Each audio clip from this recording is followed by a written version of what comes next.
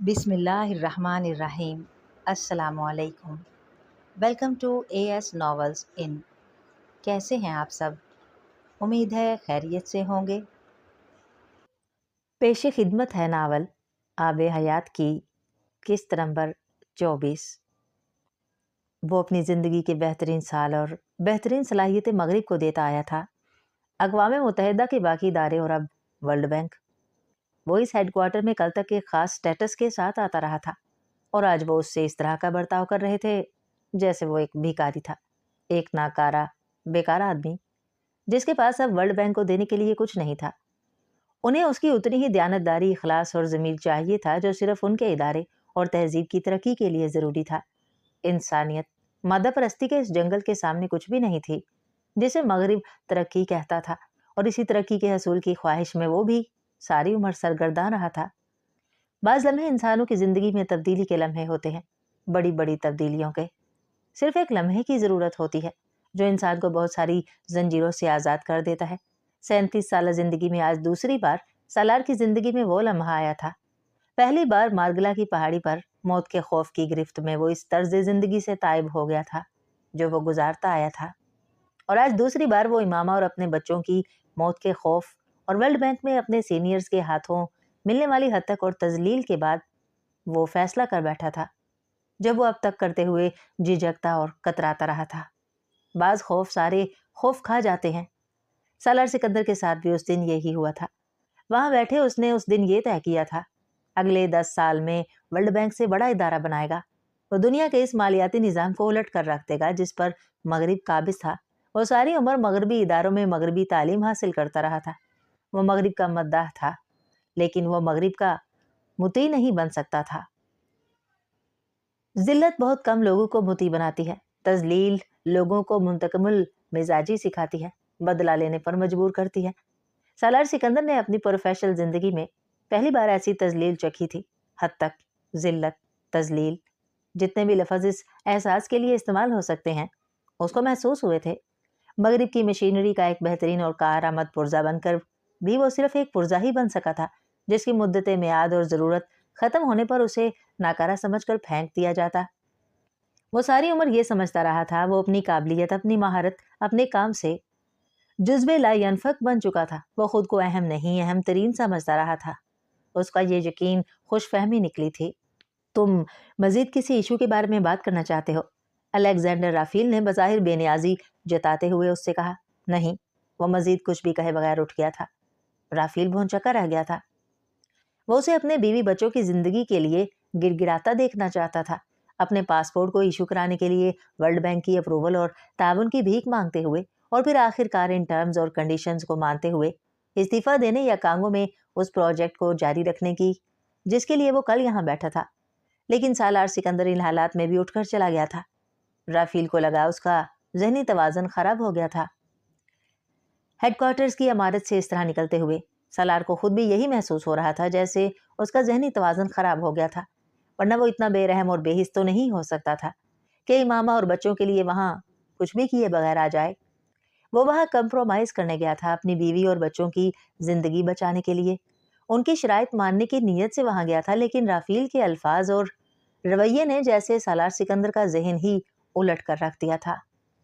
میں ان میں سے کسی سے بھی اپنی فیملی کی زندگی کی بھیک نہیں مانگوں گا، اگر گر گراؤں گا بھی تو ان میں سے کسی کے سامنے نہیں گر گراؤں گا۔ عزت اور ذلت دونوں اللہ کے ہاتھ میں ہیں۔ اللہ نے ہمیشہ مجھے عزت دی ہے۔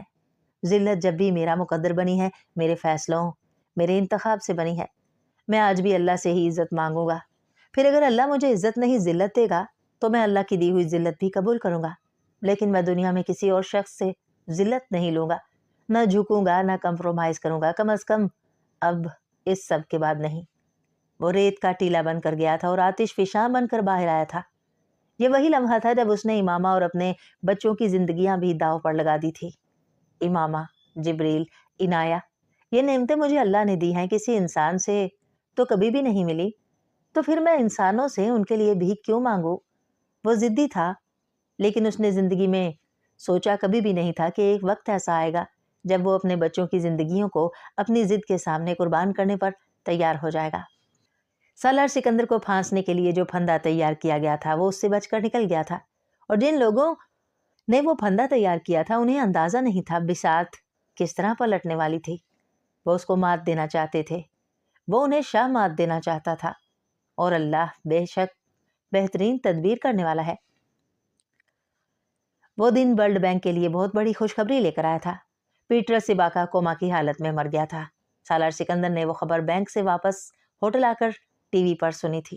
یہ اس کے لیے ایک اور دھچکا تھا، مگر یہ وہ خبر تھی جو اس کے لیے غیر متوقع نہیں تھی۔ وہ پیٹر سباکا کی حالت جو دیکھ آیا تھا اس کے بعد اس کا دوبارہ نارمل ہونا ناممکن تھا، لیکن وہ رات ورلڈ بینک کے لیے سیاہ ترین رات تھی۔ پیٹر سباکا مرنے سے پہلے ورلڈ بینک کی موت کا سامان کر گیا تھا۔ نیو یارک میں واقع امریکہ کے سب سے بڑے میڈیا ڈسٹرکٹ مڈ ٹاؤن میں ہٹن کے کولمبس سرکل میں واقع ٹائم وارنر سینٹر کی عمارت کے سامنے کھڑے پیٹر سباکا کی آنکھیں خوشی کے آنسوؤں سے چمک رہی تھی۔ وہ کچھ دیر میں اس عمارت کے اندر واقع CNN کے اسٹوڈیوز میں امریکہ کے ممتاز ترین اخباری صحافیوں میں سے ایک اینڈرسن کوپر سے اس کے پروگرام 360 کے سلسلے میں ملاقات کرنے والا تھا۔ اینڈرسن کوپر 2 ہفتے بعد کانگو میں بارانی جنگلات کے حوالے سے ایک پروگرام کرنے جا رہا تھا۔ اس نے انگلینڈ اور یورپ کے اخبارات میں پیٹر سباکا کے انٹرویوز اور پگمیز کی بقا کے لیے چلائی جانے والی اس کی مہم کے بارے میں بنیادی معلومات لینے کے بعد اپنی ٹیم کے ایک فرد کے ذریعے اس سے رابطہ کیا تھا۔ ایباکا کو یہ اندازہ نہیں تھا کہ اینڈرسن کوپر کی طرف سے ملنے والی اس کال نے اس کی زندگی اور موت کے حوالے سے بھی فیصلہ کر دیا تھا، مگر تاخیر بس تھوڑی سی ہوئی تھی۔ اس کی نگرانی کرنے والے لوگوں سے ایک سراسیمگی اور بدحواسی پھیلی تھی ان لوگوں میں جنہوں نے یہ طے کرنا تھا کہ اب اچانک CNN کے منظر میں آ جانے کے بعد وہ فوری طور پر ایباکا کا کیا کریں۔ تشویش اس بات پر بھی ہوئی تھی کہ اگر ایباکا اور پگمیز کے حوالے سے کوپر نے پروگرام کرنے کا فیصلہ کر لیا تھا تو چوٹی کے اور کتنے ایسے صحافی تھے جو اس پروجیکٹ کے حوالے سے پروگرام کرنے کی تیاریوں میں تھے۔ ایباکا جن چھوٹے موٹے نیوز چینلز اور جرنلسٹ کو بڑا اور طاقتور سمجھ کر واشنگٹن میں ان کے ساتھ گھنٹوں گزار کر آتا رہا تھا، وہ سب پہلے ہی ایباکا کی نگرانی کرنے والے لوگوں کی فہرست میں شامل تھے۔ ان سے ایباکا کے حوالے سے پہلے ہی بات کر لی گئی تھی اور انہیں اس پروجیکٹ اور اس ایشو کی کوریج کے حوالے سے اسٹیٹ ڈپارٹمنٹ کی ہدایات بھی پہنچائی گئی تھی کہ امریکی مفادات کے لیے اس پروجیکٹ کے حوالے سے کوئی منفی خبر کی کوریج اور رپورٹ کس قدر نقصان دہ ہو سکتی تھی، اور ان چھوٹے چینلز اور نیوز جرنلسٹ کو تابع کرنا آسان تھا۔ CNN جیسے بڑے ادارے کو بھی امریکن مفادات کو ہر چیز پر بالاتر رکھنے کی سوچ کے تابع رکھنا مشکل نہیں تھا، مگر مشکل تھا تو ان نیوز جرنلسٹ کی عالمی مقبولیت اور پہنچ پر کنٹرول رکھنا، جو CNN پر جب بھی کسی ایشو کو کتنا بھی امریکی مفادات کو بالاتر رکھنے کی پالیسی کے باوجود اٹھاتے، وہ دنیا میں کسی نہ کسی نئے تنازع کو جنم دے دیتے۔ اور یہاں بھی ایباکا کو مانیٹر کرنے والے لوگوں کو اچانک درپیش آنے والا چیلنج یہی تھا۔ اگر وہ پروگرام کوپر ایباکا سے پہلے پیش کرنے کا ارادہ نہ کر چکا ہوتا تو CIA کے لیے کوپر کو اسی آفیشنسی صحافت سے روکنے کا واحد حل یہ تھا کہ ایباکا کو اس تک کسی بھی قیمت پر نہ پہنچنے دیا جاتا۔ لیکن یہاں کوپر ایباکا سے اس سٹیج پر رابطہ کر رہا تھا جب وہ اور اس کی ٹیم پہلے ہی اس ایشو پر بہت زیادہ کام کرنے کے بعد کانگو روانگی کی تیاریوں میں تھی، اور اب اس صورتحال میں کیا کیا جاتا۔ یہ تھا وہ چیلنج جس نے فوری طور پر ایباکا اور کوپر کی ملاقات کے حوالے سے CIA کو پریشان کیا تھا، اور اس پریشانی میں اضافہ تب ہو گیا تھا جب ایباکا اس کال کے ملنے کے فوراً بعد ہی واشنگٹن سے نیو یارک کے لیے چل پڑا تھا، اور جب تک ان کا اگلا لائحہ عمل فائنل ہو سکا ایباکا ٹائم وارنر سینٹر پہنچ چکا تھا۔ اینڈرسن کوپر کے ساتھ 2 گھنٹے کی ایک گرما گرم نشست کے بعد وہ جب CNN اسٹوڈیوز سے باہر نکلا تو ایباکا کا جوش پہلے سے بھی زیادہ بڑھ چکا تھا۔ کوپر اس پروجیکٹ کے حوالے سے جن مزید لوگوں سے بات چیت کرنے والا تھا ان میں سالار سکندر کا نام سر فہرست تھا۔ CIA کو اس کا اندازہ تھا۔ یہ وہ دن تھا جب سالار سکندر سفر کرتے ہوئے رات کو واشنگٹن پہنچ رہا تھا، اور اسے اندازہ نہیں تھا کہ بدقسمتی اس سے پہلے اس کے انتظار میں وہاں بیٹھی تھی۔ ایباکا نے اس عمارت سے نکلنے کے بعد سینٹرل پارک کی طرف جاتے ہوئے بے حد خوشی کے عالم میں سالار کو ٹیکسٹ کیا تھا۔ وہ اسے بتانا چاہتا تھا کہ وہ اب CNN تک رسائی حاصل کر چکا تھا، اور کوپر ہی کے حوالے سے اسے واشنگٹن کے CNN اسٹوڈیوز میں اسی کی ٹیم کے چند اور لوگوں سے بھی ملنے کا موقع مل گیا تھا، اور ایباکا 7ویں آسمان پر تھا۔ وہ ٹیکسٹ بہت لمبا تھا، اس میں اور بھی بہت کچھ تھا، اور پیٹرس کا جوش و خروش وہیں ختم نہیں ہوا تھا۔ اس نے اس بہت لمبے ٹیکسٹ کو کرتے کرتے ای میل کر دیا تھا۔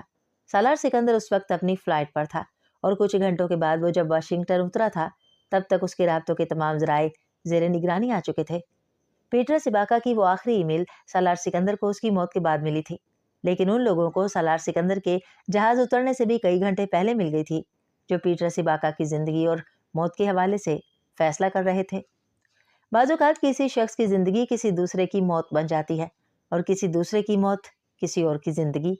ایباکا کی موت کے فیصلے نے CIA کی فوری طور پر سالار سکندر کو مات دینے کی حکمت عملی بدل دی تھی، ورنہ اس سے پہلے سالار سکندر کو بینک کے ہیڈ کوارٹرز میں ہونے والے مذاکرات کے بعد اس کے انکار اور معاملہ حل نہ کرنے کی صورت میں ایک حادثاتی موت کا سامنا کرنا تھا۔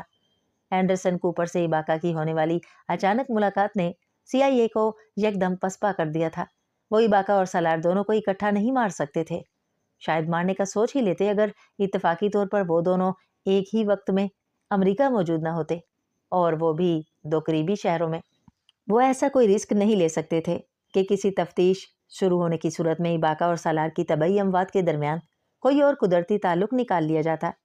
سالار کو فی الحال صرف خوفزدہ کرنے کا فیصلہ کیا گیا تھا اور CIA کو اندازہ نہیں تھا کہ انہوں نے غلط حکمت عملی غلط آدمی پر لاگو کرنے کا فیصلہ کر لیا تھا۔ پیٹر سباکا کو چند گھنٹوں کے بعد بروکلین کے ایک ایسے علاقے کی ایک تنگ و تاریک گلی میں روکا گیا تھا جہاں ایک قریبی عمارت میں ایباکا کو اپنے ایک دوست سے ملنا تھا۔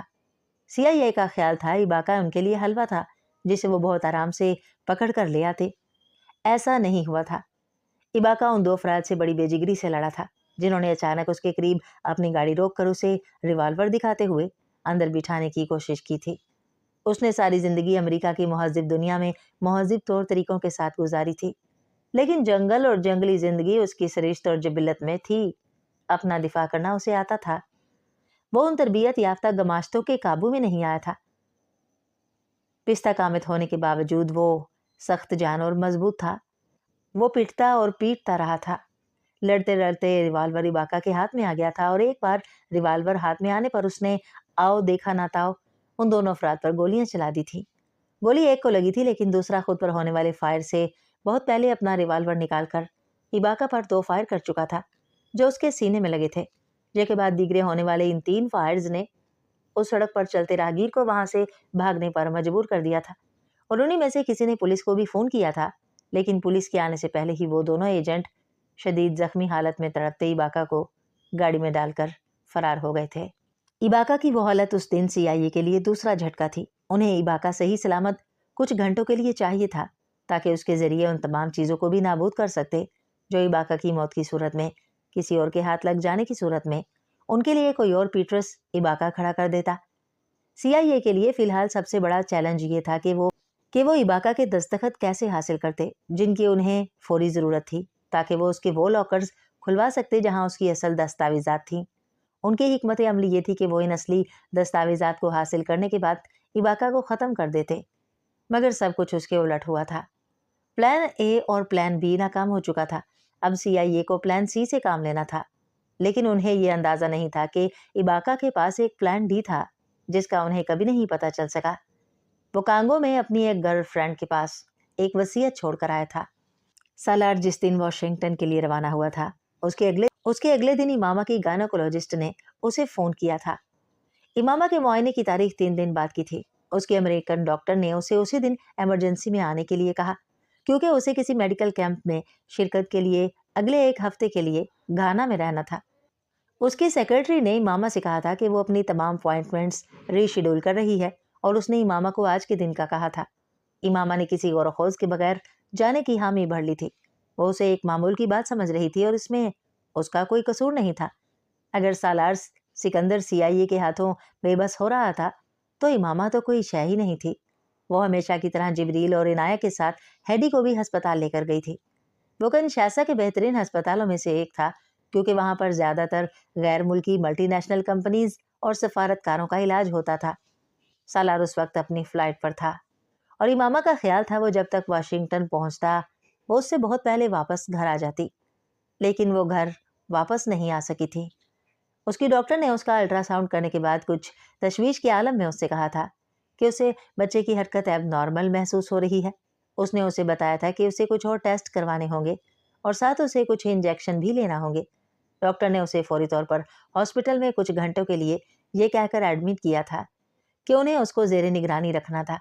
اسے ایک کمرے میں شفٹ کیا گیا تھا اور جو انجیکشن امامہ کو دیے گئے تھے وہ درد بڑھانے والے انجیکشن تھے۔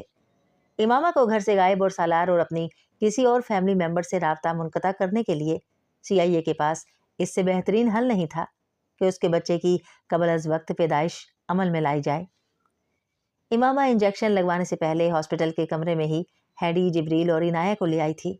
اس وقت بھی اس کا یہی خیال تھا کہ چند گھنٹوں میں وہ واپس چلی جائے گی، لیکن اسے پہلی بار تشویش تب ہوئی تھی جب اسے درد زاہ ہونا شروع ہو گیا تھا اور ڈاکٹر نے اس کی تصدیق بھی کر دی تھی کہ انجیکشن کے ری ایکشن میں شاید انہیں بچے کی زندگی بچانے کے لیے فوری طور پر دنیا میں لانا پڑے گا۔ وہ پہلا موقع تھا جب امامہ بری طرح پریشان ہوئی تھی۔ وہاں کنشاسا میں گھر کے چند ملازموں کے علاوہ ان کا کوئی ایسا حلقہ احباب نہیں تھا جنہیں وہ کسی ایسے بحران میں مدد کے لیے پکارتے یا جن پر بھروسہ کرتے۔ ان کا جتنا میل ملاپ تھا وہ سرکاری اور غیر ملکی تھا۔ فوری طور پر امامہ کی سمجھ میں یہ بھی نہیں آیا تھا کہ وہ بچوں کو کہاں بھیجے۔ اس کی ڈاکٹر نے اسے مدد کی پیشکش کی تھی کہ وہ بچوں کو اپنے گھر رکھ سکتی ہے، لیکن امامہ کے لیے تو یہ ناممکن تھا۔ وہ اپنی اولاد کے بارے میں جنون کی حد تک محتاط تھی اور خاص طور پر جبریل کے حوالے سے۔ یہ غیر فطری نہیں تھا۔ اس نے ایک بھرے پورے خاندان سے نکل کر 10 سال کی قید تنہائی کاٹی تھی اور پھر امید اور نا امیدی کے درمیان لٹکتے ہوئے اس نے ان خونی رشتوں کو پایا تھا۔ وہ اس کی کل کائنات تھے اور اسے اس وقت ملے تھے جب وسیم کی موت کے بعد وہ مایوسی کے سب سے بدترین دور سے گزر رہی تھی۔ جبریل اس کی زندگی میں اس وقت بہار کی طرح آیا تھا۔ اس کے وجود کے اندر پلتے ہوئے بھی اس نے ماں کو کسی مسیحا کی طرح سنبھالا تھا۔ جبریل عام بچوں جیسی عادات نہیں رکھتا تھا۔ ذہانت اسے باپ سے ورثے میں ملی تھی، لیکن برداشت اس نے کہاں سے لی تھی یہ امامہ نہیں جان پائی تھی۔ اس کے دونوں بچے ہی ضدی اور شرارتی نہیں تھے، لیکن جبریل میں ایک عجیب سی سنجیدگی اور سمجھداری تھی جو اس کے معصوم چہرے پر بلا کی سجتی تھی۔ امامہ ہسپتال میں ڈاکٹر کے درمیان ہونے والی تمام گفتگو بھی اس کے سامنے ہی ہوتی رہی تھی۔ ہسپتال میں امامہ اور ڈاکٹر کے درمیان ہونے والی تمام گفتگو بھی اس کے سامنے ہی ہوتی رہی تھی اور وہ چپ چاپ بیٹھا سن اور دیکھ رہا تھا۔ امامہ نے ہیڈی کو اپنے بچوں کی ذمہ داری سونپنے سے پہلے جبریل کو عنایہ کی ذمہ داری سونپی تھی۔ اسے بہن کا خیال رکھنے کا کہا تھا اور کبھی بھی اسے اکیلا نہ چھوڑنے کا کہا تھا۔ جبریل نے ہمیشہ کی طرح سر ہلایا تھا فرما برداری سے۔ یہ ذمہ داری اسے پہلی بار نہیں سونپی گئی تھی، ہمیشہ سونپی جاتی تھی۔ لان میں اکیلے کھیلتے ہوئے، کسی شاپنگ مال میں شاپنگ کے دوران، پرام میں بیٹھے، گاڑی میں اکیلے بیٹھے، جب سالار کبھی کسی سروس اسٹیشن یا کسی اور جگہ اکیلا انہیں لے کر جاتا اور کچھ منٹوں کے لیے اتر کر کچھ لینے جاتا، جبریل خود بخود کمانڈ سنبھالنے کے لیے تیار ہو جاتا تھا اور عنایہ بھائی کی فرما برداری کرتی رہتی تھی۔ ایک بار پھر جبریل کو ایک ذمہ داری سونپی گئی تھی۔ ایک بار پھر اس نے ہمیشہ کی طرح ماں کو تسلی دی تھی، آپ نیا بیبی لے آئیں، میں اس بیبی کا خیال رکھوں گا۔ 4 سالہ جبریل نے انگلش میں ماں کو تسلی دی تھی اور اس کی تسلی امامہ کے ہونٹوں پر اس تکلیف میں بھی مسکراہٹ لے آئی تھی۔ آپریشن تھیٹر میں جانے سے پہلے اس نے ان دونوں کو گلے لگا کر چوما تھا اور پھر ہیڈی کو ان کا خیال رکھنے کا کہہ کر اور سالار کو اطلاع دینے کا کہتے ہوئے اپنا فون اور بیگ تھما گئی تھی۔ اور جب وہ ہوش میں آئی تھی تو اس کمرے میں وہ اکیلی تھی۔ وہاں نہ ہیڈی تھی، نہ جبریل، نہ عنایہ، نہ ہی حمین۔ یوٹیوب پر کسی نے ایک ویڈیو اپلوڈ کی تھی جس میں ایک سیاہ فام بروکلین کے ایک نسبتاً پسماندہ حصے میں ایک پاس سے گزرنے والی گاڑی سے یکدم نکلنے والے 2 سفید فام لوگوں سے لڑتا نظر آیا تھا۔ ان سفید فاموں کے ہاتھوں میں موجود ریوالور سے بچنے کی کوشش کرتا، انہیں چھینتا اور ان پر فائر کرنے کے بعد ان میں سے ایک کے ہاتھوں گولی کھا کر گرتا نظر آیا تھا۔ پھر ان دونوں افراد کا اسے بے رحمی سے گھسیٹ کر گاڑی میں تقریباً پھینکنے والے انداز میں گرایا جانا بھی اس ویڈیو میں تھا۔ ویڈیو سیل فون سے نہیں، اس بلڈنگ میں رہنے والے ایک سیاہ فام نوعمر بچے نے ہینڈی کیم سے بنائی تھی، جو اتفاقاً اس جگہ سے بالکل قریب ایک بلڈنگ کی دوسری منزل کی کھڑکی سے ایک اسکول پروجیکٹ کے سلسلے کی ایک ویڈیو شوٹ کر رہا تھا۔ اس بچے نے ویڈیو شوٹ کرتے ہوئے بھی چلا کر ان دونوں افراد کو سیاہ فام کو کھینچ کر گاڑی میں ڈالنے سے روکنے کی کوشش کی تھی، لیکن اس کوشش میں ناکامی کے بعد اس نے اس گاڑی کی نمبر پلیٹ کو زوم کر کے ریکارڈ کیا تھا۔ پولیس کو ویڈیو دینے سے پہلے اس نے وہ ویڈیو سیاہ فاموں کے ساتھ امریکہ میں ہونے والی زیادتیوں پر مبنی ایک ویب سائٹ پر منتقل کی تھی اور اس ویب سائٹ نے اسے یوٹیوب پر اگلے 12 گھنٹوں میں وہ ویڈیو यूट्यूब पर दस्तयाब हो गई थी। उस पर बेशुमार लोगों ने रद्द अमल का इजहार किया था और हजारों मलामती तबसरे और सफेद फामों के लिए गालियां वो 12 घंटों में यूट्यूब से न्यूज चैनल्स पर आ गई और वहां से बैनुल अक़वामी नेटवर्क्स पर। पीटरस इबाका को पहचानना मुश्किल नहीं था, वो बहुत जल्द पहचाना गया था। पुलिस उस जगह से करीबी अस्पताल में भी पहुंच गई थी जहां वो एजेंट्स इबाका की जिंदगी बचाने के लिए फौरी तिब्बी इमदाद दिलाने गए थे। और हॉस्पिटल की इंतजामिया को यह भी पता था कि वो एक स्पेशल मरीज था जिसे CIA के 2 एजेंट्स लेकर आए थे और उसकी हालत कुछ बेहतर होने पर सर्जरी के फौरन बाद वहां से ले गए थे। NYPD ने CIA से राब्ता किया था और उन्हें यह भी पता चल गया था कि इबाका को फौरी तौर पर वाशिंगटन मुंतकिल कर दिया गया था और वो वहां मर चुका था। CIA अब सर पीट रही थी कि वो मीडिया पर पीटरस इबाका के एक हादसे में जख्मी होकर हॉस्पिटल जाने वाली खबर को कैसे दुरुस्त साबित करती। पीटरस इबाका के एक्सीडेंट में शदीद जख्मी होने की खबर मीडिया पर चलाना उनकी ऐसी हिकमत अमली थी जो अब उनके गले की हड्डी बन गई थी। तूफान यूट्यूब पर क्या मचा था? तूफान तो वो था जो CIA हेडक्वार्टर्स में आया था। एक आसान तरीन समझा जाने वाला ऑपरेशन CIA के मुंह पर जिल्लत और बदनामी थोपने वाला था। साथ अमेरिकन गवर्नमेंट और वर्ल्ड बैंक भी फंसने वाले थे और फिलहाल CNN को इस मुसीबत से निजात तो एक तरफ, इस पर काबू पाने का भी कोई तरीका समझ नहीं आ रहा था। कभी कभी इंसान को उसकी बेवकूफ़ी नहीं, उसकी ज़रूरत से ज़्यादा चालाकी लिए डूबती है। CIA के साथ भी यही हुआ था। एक तीर से 2 शिकार करते करते वो अपनी कमान ही तोड़वा बैठे थे। उन्होंने पीटरस को न्यूयॉर्क के उसी हॉस्पिटल में छोड़ दिया होता तो उनकी बचत हो जाती। वो उसे किसी हादसे का जख्मी दिखाकर उनसे जान छुड़ाना चाहते थे और ये काम वो वाशिंगटन में करना चाहते थे जहां सालार सिकंदर था। और उस दिन वाशिंगटन में सिर्फ एक हादसा हुआ था जिसका एक जख्मी पीटरस इबाका को जाहिर करके दोनों का तबादला किया गया था। हॉस्पिटल की इंतजामिया को इबाका के हवाले से मालूमात थी, बिल्कुल न्यूयॉर्क के इस हॉस्पिटल की तरह जहां इबाका को पहली बार ले जाया गया था। उसकी हालत मुसलसल बिगड़ रही थी और CIA सर्जरी के बाद हॉस्पिटल से उसे अपने ठिकाने पर ले जाकर भी उससे कोई काम की बात नहीं पूछ सकी थी। तो अब उन्हें उससे वो आखिरी काम लेना था जिसके लिए उसे वाशिंगटन पहुंचाया गया था और जिसके लिए न्यूज़ चैनल्स पर बार बार उस हादसे के जख्मियों और मरने वालों के न सिर्फ नाम चलाए गए थे बल्कि उनकी पासपोर्ट साइज की तस्वीरें भी। CIA को यकीन था न्यूज़ चैनल्स पर चलने वाली ये खबर सालार सिकंदर के इल्म में ज़रूर आएगी और उन्हें यह भी यकीन था कि जिस तरह की कुर्बत उन दोनों की हालिया कुछ अरसे में रही थी वो मुत्तकाजी थी कि सालार उससे मिलने ज़रूर जाता। अंदाजे दुरुस्त साबित हुए थे। वो खबर सालार ने देख ली थी और वो फौरी तौर पर उससे मिलने भी चला गया था। अगर किसी तरह वो खबर उसके इल्म में ना आती या वो उससे मिलने ना जाता तब CIA वाले हॉस्पिटल के जरिए उससे राब्ता करते और कहते कि पीटरस इबाका की आखिरी ख्वाहिश है कि वो सालार सिकंदर से मिलना चाहता है। लेकिन उन्हें प्लान बी की ज़रूरत नहीं पड़ी थी। सालार इबाका को देखने चला गया था और हॉस्पिटल में आने जाने में उसे तकरीबन 2 घंटे लगे थे और CIA को इतना ही वक्त चाहिए था उसके कमरे से लैपटॉप समेत हर चीज़ का सफाया करने के लिए जिसे वो काम की समझते थे। सालार को किसी और काम के लिए कमरे से इतनी देर तक बाहर रखना उनके लिए मुश्किल था कि वो अपना लैपटॉप तो साथ रखता था, लेकिन हॉस्पिटल जाते हुए उन्हें तवक्को थी वो सब कुछ वहीं छोड़कर जाएगा। सब कुछ वैसा ही हुआ था जैसा उनका प्लान था, लेकिन नतीजा वो नहीं निकला था जिसकी उन्हें तवक्को थी। वो वीडियो उन्हें ले डूबी थी। कोई भी इस वीडियो में नजर आने वाले चेहरे के नकूश को भूल नहीं सकता था। वो इतने वाजे थे और इस वीडियो में दूसरी सबसे नुमाया चीज़ वो वक्त और तारीख थी जो स्क्रीन पर नीचे आ रही थी। वो उस पीटरस इबाका की शनाख्त नहीं बदल सकते थे और वो वाशिंगटन के हॉस्पिटल में बज़ाहिर हादसे में जख्मी होकर आने और मरने वाले इबाका की शनाख्त भी नहीं बदल सकते थे। न्यूज़ चैनल्स पर इबाका की तस्वीरें ना चलवा चुके होते इस हादसे के फौरन बाद शदीद जख्मी फर्द के तौर पर, तो शायद CIA यही करती और इबाका को वाशिंगटन के उस हॉस्पिटल से फौरी तौर पर वापस न्यूयॉर्क मुंतकिल कर दिया जाता। लेकिन वो एक गलती के बाद सिर्फ दूसरी नहीं, तीसरी और चौथी गलती भी कर बैठे थे। एंडरसन कूपर की टीम ने पीटरस इबाका की मशकूक हालत में मौत के बाद इन पैगामात और ईमेल्स को और इस वीडियो में नजर आने वाले वक्त को चेक किया था।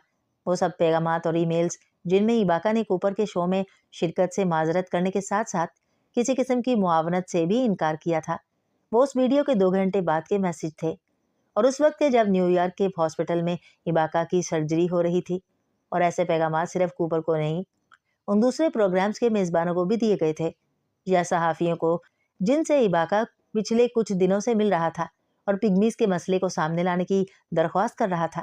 اینڈرسن کوپر نے ایک نیوز پروگرام میں پیٹرس کے ان پیغامات اور اس کی ویڈیو کی ٹائمنگ کو پوائنٹ آؤٹ کیا تھا، اور پھر اس نے نیو یارک اور واشنگٹن کے 2 ہاسپٹلز کے معتبر ذرائع کا حوالہ دیتے ہوئے یہ راز کھول دیا تھا کہ ان دونوں ہاسپٹلز میں اسے داخل کرنے والے CIA سے تعلق رکھتے تھے۔ پیٹرس ایباکا کی موت کی وجہ کیا ہو سکتی تھی؟ کون اسے مار سکتا تھا اور کیوں مار سکتا تھا؟ اس کو صرف وہ شخص بتا سکتا تھا جس کا نام ایباکا کوپر کے سامنے کئی بار لے چکا تھا، جو واشنگٹن میں اس سے ملنے کے لیے آنے والا واحد ملاقاتی تھا اور جس نے اپنی شناخت ایباکا کے رشتہ دار کے طور پر ظاہر کی تھی۔ امریکہ کے ہر نیوز چینل پر اس رات سالار سکندر کا نام اس حوالے سے چل رہا تھا اور ہر کوئی سالار سے رابطہ کرنے میں ناکام تھا۔ 4 سالہ جبریل نے اپنے خاندان کو درپیش آنے والے اس بحران میں جو رول ادا کیا تھا وہ اس نے زندگی میں کئی بار ادا کرنا تھا۔ یہ اس ننھے سے بچے کو تب علم نہیں تھا۔ امامہ کے جانے کے بعد ہیڈی کو اچانک خیال آیا تھا کہ امامہ اسے گھر سے کچھ چیزیں لانے کا کہہ کر گئی تھی جو نوزائیدہ بچے اور اس کے لیے ایک بیگ میں گھر پر پہلے ہی پیک کر کے رکھی ہوئی تھی، اور وہ ہیڈی سے ان دونوں بچوں کے لیے کھانے پینے اور ان کے کپڑوں کے لیے بھی کہہ کر گئی تھی، کیونکہ اسے بچوں کے ساتھ گھر واپس نہیں بھیجنا تھا جب تک سالار نہ آ جاتا۔ اس نے ہیڈی سے کہا تھا کہ وہ ان بچوں کو ہاسپٹل میں ہی کسی فیمیل اٹینڈنٹ کے پاس چھوڑ کر گھر سے یہ چیزیں لے آئے یا پھر گھر میں موجود کسی اور ملازم سے لے لے، لیکن وہ بچوں کو کہیں نہیں لے جائے گی۔ ہیڈی کو امامہ کی یہ ہدایات یاد نہیں رہی تھی۔ ان کا گھر وہاں سے صرف 10 منٹ کی ڈرائیو پر تھا اور ہیڈی نے سوچا تھا وہ یہاں ان بچوں کو اکیلا چھوڑنے کی بجائے ان کو اپنے ساتھ ہی لے جائے گی اور واپس لے آئے گی۔ جبریل نے ساتھ لے جانے کی اس کوشش کے جواب میں صاف انکار کرتے ہوئے اسے یاد دلایا تھا کہ ممی نے اس سے کہا تھا کہ وہ وہیں رہیں گے، وہ انہیں ساتھ نہیں لے جائے گی۔ ہیڈی کو یاد آ گیا، اس نے دوبارہ اصرار نہیں کیا تھا۔ وہ جبریل کو بہت اچھی طرح جانتی تھی۔ 4 سال کی عمر میں بھی وہ کسی طوطے کی طرح ماں باپ کی باتیں رٹ کر پھر وہی کرتا تھا، اور مجال تھی کہ وہ کسی دوسرے کی باتوں میں آ کر امامہ یا سالار کی طرف سے ملنے والی ہدایات فراموش کر دیتا۔ ہیڈی انہیں امامہ کی ڈاکٹر کی اس اسسٹنٹ کے پاس چھوڑ کر فوری طور پر گھر چلی گئی تھی۔ اس کی عدم موجودگی میں عنایہ کو نیند آنے لگی تھی۔ ڈاکٹر کی اسسٹنٹ نے نیند میں جھولتی ہوئی 2 سال کی اس بچی کو اٹھا کر ایک بینچ پر لٹانے کی کوشش کی اور جبریل نے اسے روک دیا۔ وہ وہاں سے عنایہ سمیت ہٹنا نہیں چاہتا تھا جہاں ہیڈی اسے بٹھا کر گئی تھی، اور جہاں اسسٹنٹ عنایہ کو لے جا کر لٹانا چاہتی تھی وہ ایک بغلی کمرہ تھا۔ 4 سال کا وہ بچہ اپنی 2 سالہ بہن کے ساتھ وہیں پبلک میں بیٹھے رہنا چاہتا تھا، کیونکہ اسے کسی اجنبی کے ساتھ کہیں نہیں جانا چاہیے، کسی ایسی جگہ جو دور ہوتی۔ اسسٹنٹ کچھ حیران ہو کر اپنے ٹیبل پر گئی تھی۔ وہ ایک انٹرسٹنگ بچہ تھا۔ اس نے اپنی کرسی پر بیٹھے اسے دیکھتے ہوئے سوچا۔ عنایہ اب جبریل کی گود میں سر رکھے سو رہی تھی اور وہ بے حد چوکنا بیٹھا بہن کے سر کو اپنے ننھے ننھے بازوؤں کے حلقے میں لیے ملاقاتی کمرے میں آنے جانے والوں کو دیکھ رہا تھا، اور تب وہ عورت ان دونوں کے برابر میں آ کر بیٹھی اور اس نے جبریل کو ایک مسکراہٹ دیتے ہوئے اس کا سر تھپ تھپایا، اور جواباً اس بچے کے تاثرات نے اسے سمجھا دیا تھا کہ اسے یہ بے تکلفی اچھی نہیں لگی ہے۔ اس عورت نے دوسری بار سوئی ہوئی عنایہ کے بالوں میں انگلیاں پھیرنے کی کوشش کی تو اس بار جبریل نے اس کا ہاتھ بڑی نرمی سے پرے کرتے ہوئے سرگوشی میں اس سے کہا، "شی از سلیپنگ۔ اوہ سوری۔ امریکن عورت بظاہر شرمندگی ظاہر کرتے ہوئے اسے دیکھ کر مسکرائی۔ جبریل نے ایک بار پھر سپاٹ چہرے اور اس کی طرف دیکھے بغیر اس کی مسکراہٹ نظر انداز کی۔ اس عورت نے اپنا پرس کھول کر اس کے اندر سے چاکلیٹ کی ایک بار نکال کر جبریل کی طرف بڑھائی۔ "نو تھینکس"۔ جواب چاکلیٹ آگے بڑھائے جانے سے بھی پہلے آ گیا تھا۔ "میرے پاس کچھ کھلونے ہیں۔" اس بار اس عورت نے زمین پر رکھے ایک بیگ سے ایک سٹفڈ کھلونا نکال کر جبریل کی طرف بڑھایا۔ اس کی سرد مہری کی دیوار توڑنے کی یہ اگلی کوشش تھی۔ جبریل نے اس کھلونے پر ایک نظر ڈالے بغیر بہت شائستگی سے اس سے کہا، "Would you please stop bothering us"؟ آپ ہمیں تنگ کرنا بند کریں گی پلیز؟ ایک لمحے کے لیے وہ عورت چپ ہی رہ گئی تھی۔ یہ جیسے شٹ اپ کال تھی اس کے لیے، مگر وہ وہاں منہ بند کرنے کے لیے نہیں آئی تھی۔ انہیں ان دونوں بچوں کو وہاں سے لے جانا تھا، اور ان کا خیال تھا آتے جاتے ملاقاتیوں میں 2 کمسن بچوں کو بہلا پھسلا کر وہاں سے لے جانا کیا مشکل تھا۔ زور زبردستی وہ اتنے لوگوں کے سامنے عنایہ کے ساتھ کر سکتے تھے، جبریل کے ساتھ نہیں۔ وہ اب منتظر تھی کہ عنایہ کی طرح وہ 4 سال بچہ بھی تھک کر سو جائے، پھر شاید ان کو کسی طرح وہاں سے ہٹا دیا جاتا۔ لیکن اسے جبریل کے تاثرات سے اندازہ ہو رہا تھا کہ اس کا سونے کا کوئی ارادہ نہیں تھا۔ وہ 10-15 منٹ بیٹھے رہنے کے بعد وہاں سے اٹھ گئی تھی۔ اسے ان بچوں کے حوالے سے نئی ہدایات لینی تھی، اور 5 منٹ بعد جب وہ واپس آئی تو ہیڈی وہاں ان دونوں کے پاس موجود تھی۔ وہ عورت ایک گہرا سانس لے کر رہ گئی تھی۔ وہ ان دونوں کو کوئی نقصان نہیں پہنچانا چاہتے تھے، صرف اپنی نگرانی میں رکھنا چاہتے تھے جب تک امریکہ میں سالار کے ساتھ معاملات طے نہ ہو جاتے۔ امریکہ میں سالار کو اس کی فیملی کے حوالے سے صاف جواب دینے کے باوجود CIA اس کی فیملی پر نظر رکھے ہوئے تھی۔ وہ عورت ایک بار پھر اس وزٹر روم میں کہیں اور بیٹھ گئی تھی۔ عنایہ اب جاگ گئی تھی اور باتھ روم جانا چاہتی تھی۔ ہیڈی اسے باتھ روم لے کر جانا چاہتی تھی۔ اس نے جبریل کو ایک بار پھر وہیں ٹھہرنے کا کہا تھا۔ وہ نہیں ٹھہرا تھا۔ وہ کسی طرح بھی عنایہ کو اپنی آنکھوں سے اوجھل کرنے پر تیار نہیں تھا۔ ہیڈی کو اسے بھی باتھ روم لے جانا پڑا تھا۔ وہ عورت بھی اٹھ کر ان کے پیچھے باتھ روم آئی تھی، اور جبریل نے اس عورت کو ایک بار پھر نوٹس کیا تھا۔ وائی آر یو اسٹیکنگ اس؟ تم ہمارے پیچھے کیوں پڑی ہوئی ہو؟ واش بیسن میں ہاتھ دھونے میں مصروف وہ عورت قریبی بیسن میں ہاتھ دھوتی ہیڈی کے ساتھ کھڑے اس بچے کا جملہ سن کر جیسے ایڑیوں پر گھومی تھی۔ نہ بھی گھومتی تو اسے اندازہ تھا وہ بچہ اسے ہی مخاطب کر رہا تھا۔ ہیڈی نے اس عورت کو دیکھا اور معذرت خواہانہ انداز سے مسکرائی، یوں جیسے وہ جبریل کے اس تبصرے سے متفق نہیں تھی۔ لیکن جبریل اسی ناخوشگوار انداز میں اس عورت کو دیکھ رہا تھا۔ 45 سال کی اس عورت نے مسکراتے ہوئے اس 4 سال کے بچے کو سراہا تھا۔ وہ پہلی بار ایک 4 سال کے بچے کے ہاتھوں پسپا ہوئی تھی، اور وہ اسے سراہے بغیر نہیں رہ سکی تھی۔ وہ جن بھی ماں باپ کی اولاد تھا، کمال تربیت تھی اس کی۔ ہیڈی ان دونوں کو لے کر وہاں سے چلی گئی تھی، لیکن وہ عورت نہیں گئی تھی۔ وہ ایک بار پھر اس بچے سے وہ جملہ نہیں سننا چاہتی تھی جو اس نے کچھ دیر پہلے کہا تھا۔ بہتر تھا اسے بھیجنے والے اس کی جگہ کسی اور کو بھیج دیتے۔ ہیڈی نے بار بار امامہ سے ملنے کی کوشش کی تھی، اور اس کے بچوں کو بھی امامہ سے ملوانے کے لیے ڈاکٹر سے اصرار کیا تھا، کیونکہ عنایہ اب بے قرار ہو رہی تھی۔ ڈاکٹر نے اسے انکیوبیٹر میں پڑا ہوا حمین تو دکھایا تھا، لیکن امامہ تک رسائی نہیں دی تھی۔ اس نے ایک بار پھر اسے دونوں بچوں کو اس کی تحویل میں دینے کا کہا تھا، اور ہمیشہ کی طرح جبریل اڑ گیا تھا۔ نیند سے بوجھل آنکھوں اور تھکاوٹ کے باوجود وہ عنایہ کا ہاتھ پکڑے بیٹھا ہوا تھا، کیونکہ ممی نے اسے عنایہ کا خیال رکھنے کو کہا تھا۔ اس نے انکیوبیٹر میں وہ بیبی بوائے بھی دیکھ لیا تھا جسے ممی لینے گئی تھی، لیکن ممی کہاں تھی؟ یہ سوال اب صرف اسے ہی نہیں، ہیڈی کو بھی پریشان کر رہا تھا۔ وہ اب کنشاسا میں سالار کے آفس کے ذریعے اس سے رابطہ کرنے میں مصروف تھی، لیکن سالار غائب تھا، اور کانگو میں ورلڈ بینک پر قیامت ٹوٹنے والی تھی۔ صرف ورلڈ بینک پر نہیں، مغربی اقوام کے نمائندوں پر بھی، جو کانگو میں استعماریت کے ستون بنے بیٹھے تھے۔